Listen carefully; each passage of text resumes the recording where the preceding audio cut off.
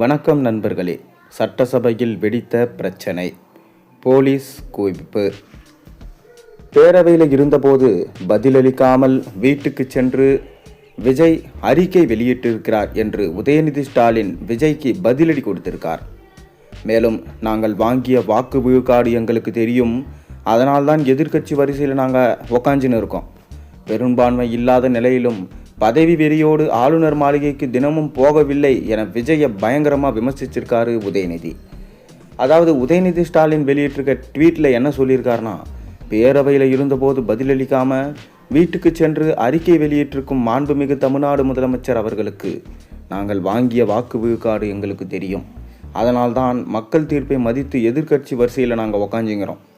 பெரும்பான்மை இல்லாத நிலையிலும் பதவி வெறியோடு ஆளுநர் மாளிகைக்கு நாங்கள் டெய்லியும் அட்டண்டன்ஸ் போட்டுன்னு இருக்கல.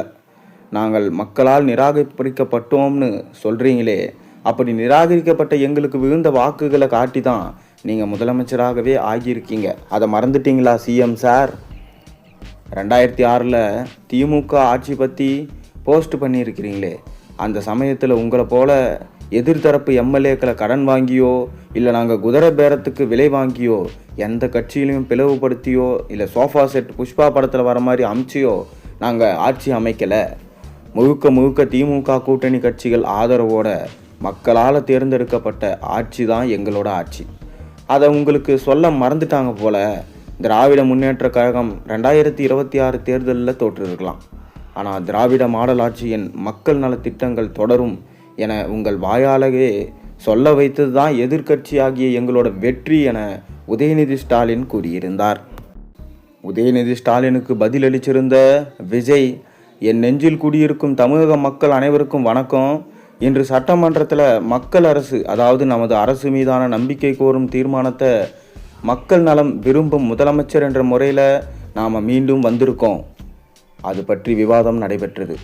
மக்களே, நீங்கள் மிக பெரும் நம்பிக்கை வச்சுள்ள உங்கள் அன்புக்குரிய அரசை ஆதரித்தும் எதிர்த்தும் பல்வேறு சட்டமன்ற கட்சியினர் பேசினாங்க.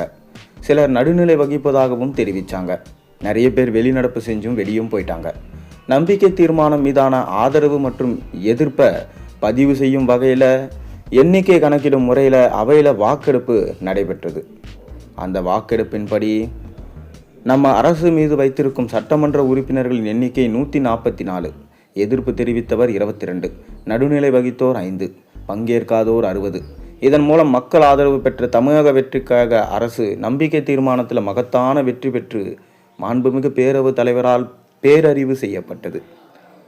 அதாவது, சட்டமன்ற நிகழ்வை நேரடி ஒளிபரப்பு செய்யும் போது ஆளும் கட்சிக்கான ஆதரவை மட்டும் காட்டுவது, எதிர்ப்பை மக்கள் யாரும் பார்க்க முடியாமல் செய்யும் வகையில் நேரடியை நிறுத்தி இருட்டா செய்வது என்பது போன்று சட்டமன்றத்தில் நாம் எதையும் ஒளிச்சு காமிக்கல, மறைக்கவும் இல்லை. அனைத்தையும் நேரடி ஒளிபரப்பில் மக்கள் பார்க்கணுன்னு நான் பண்ணி வச்சுருக்கேன்.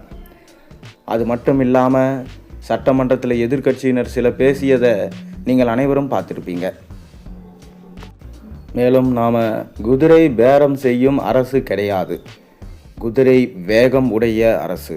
தோல்வியில் மூகி திக்கி திணறி கொண்டிருக்கும் திமுக நம்மீது சேற்றை வாரி இறைக்க தான் செய்யும். அதை பற்றி நாம் கண்டு கொள்ளவே போவதில்லை. நாம் எப்போதும் மக்கள் நலம் சார்ந்த செயல்களிலும் திட்டங்களிலும் சட்டங்களிலும் ஈடுபட போகிறோம் என உதயநிதி ஸ்டாலினுக்கு எதிர் பதிலடி கொடுத்திருந்தார் விஜய். இதனால் சட்டமன்றம் பேசும் பொருளாக மாறியது. நீங்கள் என்ன நினைக்கிறீங்க?